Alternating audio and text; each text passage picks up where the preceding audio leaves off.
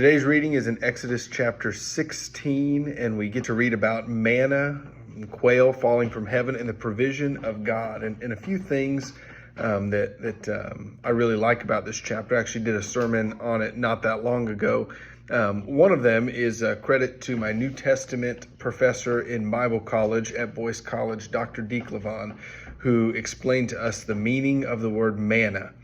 And it literally means, what is it? And so what he advised us is if we were over at someone's house to eat and they had prepared something and we didn't necessarily love the taste of it or really know what we were consuming, we could always just tell them it's manna from heaven and be like, well, what is it? And they would just think it's a compliment, and we would know this is something unique. But on a more serious note, the rebelliousness of Israel and the stubbornness of Israel shines through in this chapter. They complain and they grumble, and the Lord listens to them. For some reason, when they complain and grumble, God listens to them. And so he sends them manna to collect each morning.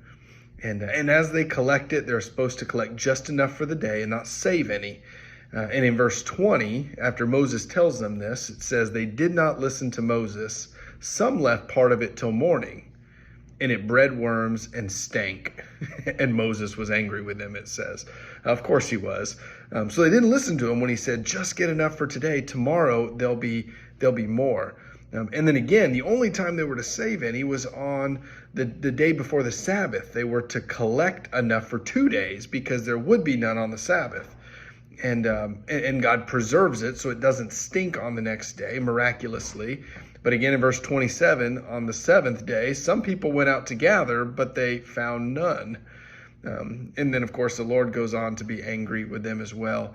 When God provides for us and gives us instructions, how often we're ungrateful, first of all, and then second of all, we just kind of do our own thing and rebel against him anyways. And going to be a common theme for Israel throughout their wandering in the desert through the rest of the book.